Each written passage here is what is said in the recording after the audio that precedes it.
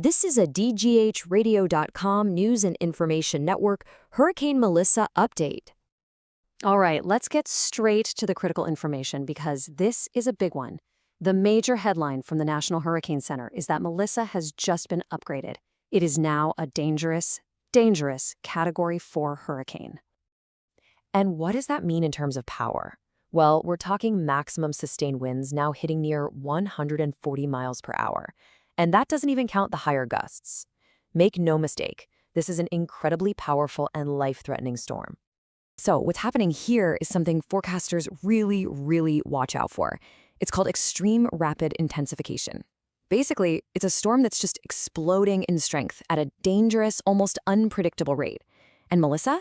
Yeah, she's a textbook case of this right now, which makes her exceptionally hazardous.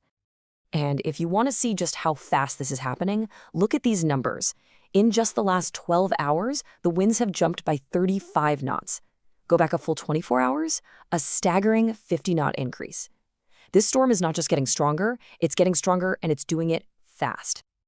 Okay, so with that kind of power brewing, where is it headed? Let's zero in on the areas facing the most immediate and severe danger. And right now, that's Jamaica and the island of Hispaniola. You know, the National Hurricane Center is usually very measured in their language, but for Jamaica, their message could not be more blunt. This is a direct quote, folks. Seek shelter now. It doesn't get any more urgent than that. And listen, this isn't just about the wind. The threats for Jamaica are coming from all sides. We're talking about catastrophic flash flooding, and with that much rain, you're going to see numerous landslides. This kind of situation leads to extensive damage to roads, to buildings, and long-lasting power outages are pretty much a guarantee.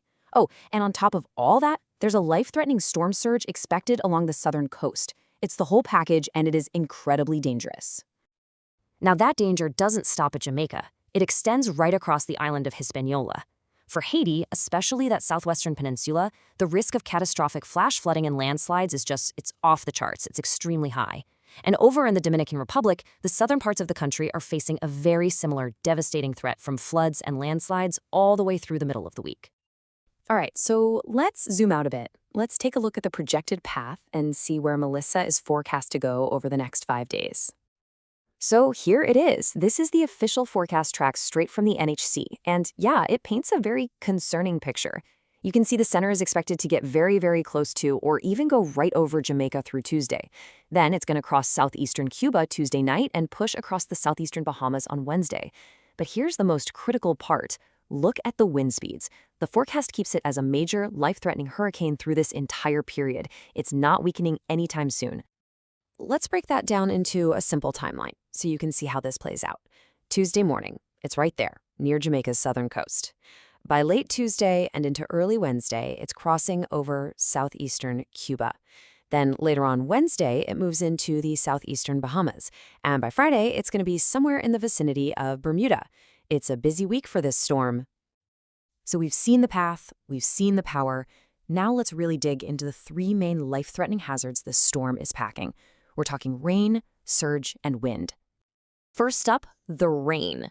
You have to understand, the amount of moisture that Melissa is carrying is just immense. It's going to lead to an extremely dangerous freshwater flooding event far from the coast.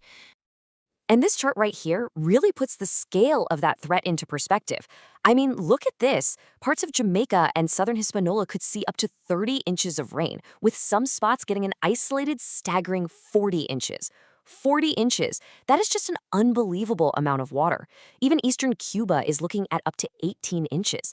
These aren't just numbers on a chart. These are the rainfall totals that trigger those catastrophic, life-threatening floods and landslides we keep warning about. Okay, the second major threat, storm surge. And it is so important that everyone understands what this is. This is not just a big wave. It's a literal rise in the sea level, a giant wall of ocean water getting pushed inland by the storm's incredible winds.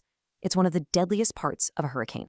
And for the southern coast of Jamaica, the forecast is for a peak storm surge of 9 to 13 feet. 9 to 13 feet above ground level. That is high enough to put water over the roof of a 1-story building. This is absolutely life-threatening and will cause catastrophic flooding, wiping out everything near the coast. And finally, let's talk wind. It's easy to focus on that tiny eye of the storm, right? And sure, the most destructive hurricane-force winds extend out about 25 miles from the center. But don't let that fool you.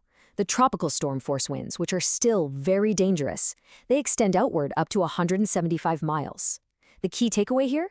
This is a huge storm, and its dangerous winds cover a massive area. You don't have to be at the center to be in serious trouble. All right, this brings us to the official alerts. It is absolutely critical you understand what these mean for your safety.